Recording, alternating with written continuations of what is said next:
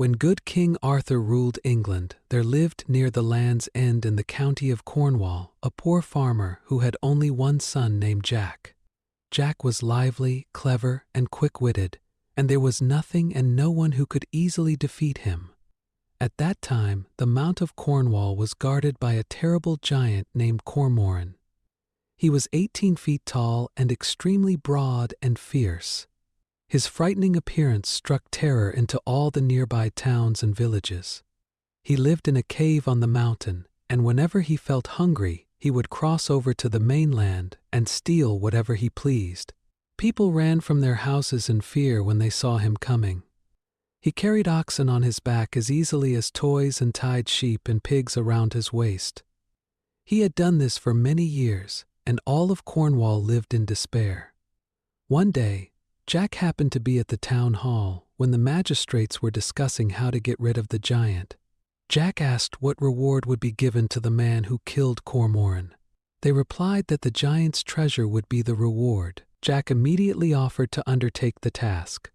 He took a horn, a shovel, and a pickaxe and went to the mountain on a dark winter evening. All night he worked hard and dug a deep pit, covering it carefully with sticks, straw, and soil so that it looked like solid ground. Then Jack hid himself on the opposite side of the pit. At daybreak, he blew his horn loudly. The noise woke the giant, who rushed out of his cave shouting angrily and threatening to eat Jack for breakfast. As he ran forward, he fell straight into the pit. Jack mocked him for a moment and then struck him hard on the head with his pickaxe, killing him instantly. Jack filled the pit and searched the cave, where he found great treasure. When the magistrates heard the news, they declared that he should forever be called Jack the Giant Killer.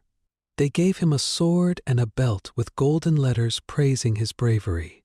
The news of Jack's victory spread throughout England. Another giant, named Blunderbore, vowed revenge.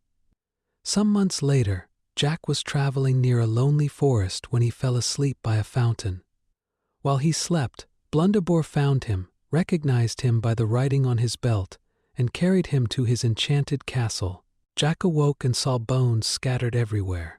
The giant locked him in a room and went to fetch his brother to share the meal.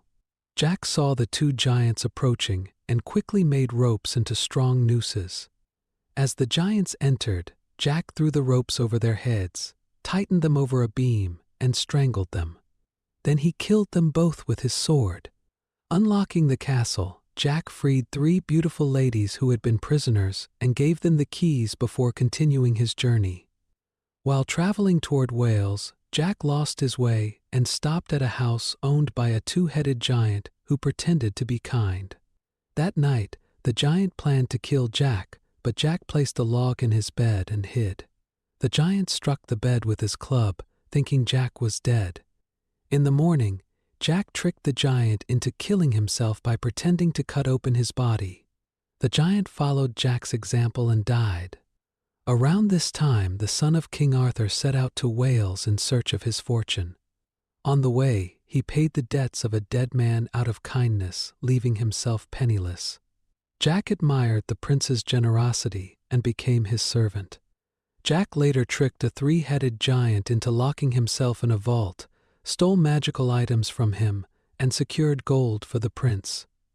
Using magical gifts, an invisible coat, a cap of knowledge, a sharp sword, and shoes of great speed, Jack helped the prince complete impossible tasks set by an enchanted lady.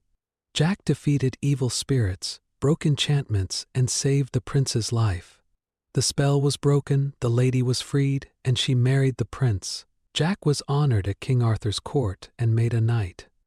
He continued his adventures, killing more giants, freeing prisoners, and sending the giants' heads to the king as proof. He destroyed castles of evil, rescued captives, and defeated terrible monsters through courage and cleverness. At last, Jack freed a duke's daughter who had been turned into a white deer by magic. He killed the final giant, broke the enchantment, and restored everyone to their true forms. As a reward for his many great deeds, Jack married the duke's daughter. King Arthur granted him a fine castle and lands. Jack the Giant Killer and his wife lived happily and honorably for the rest of their lives, and the land remained safe from giants forever.